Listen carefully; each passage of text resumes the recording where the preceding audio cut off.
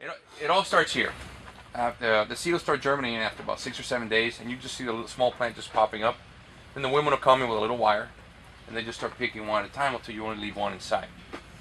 It'll be here for another 15 days. When the flower grows, the nutrient starts going to the flower, gives you a thinner leaf.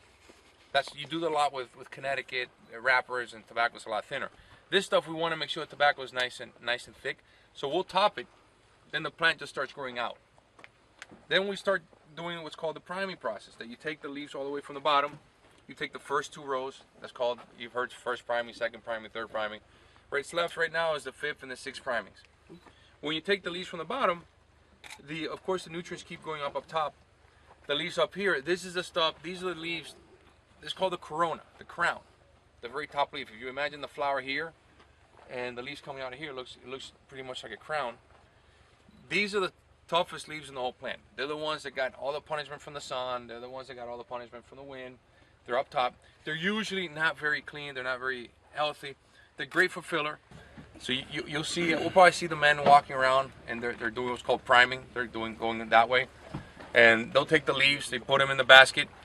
From the basket, they'll go into the tobacco barn. The tobacco barn, you'll see the ladies that they sew the leaves onto the sticks. The sticks, they put the sticks on top. They start curing in the barn. They'll be about 45 days. This is called a pilon. It's called bulk. Then you start the fermentation process. Basically, what happens is there's a bacteria on the leaf that gets activated with moisture. That bacteria starts changing the color of the leaf and starts making it darker.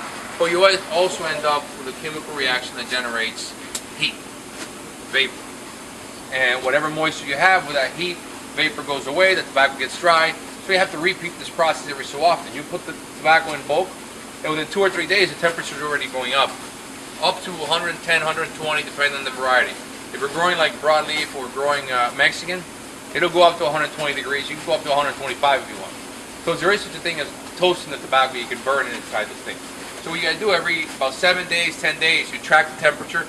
We have probes, we put the thermometer inside, or we simply touch it, and we see where the temperature is at. We do what's called flipping bulk. We take the bulk and we flip it over. What goes on the top goes on the bottom, what goes on the outside goes on the inside. And you just repeat this process. This is a beautiful color. Fermentation in this was absolutely perfect. But even if we separate them aside, you can already tell these 2 colors are different.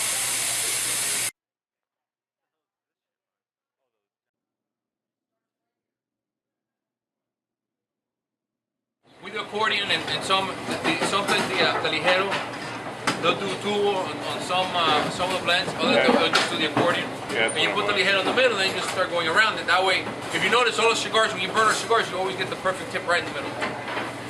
It's very typical in Central America to do what's called palming, empalmada, or booking, where they put all the tobacco on one side, so when you burn the cigar, you get what's called a fingernail, where it burns to one side.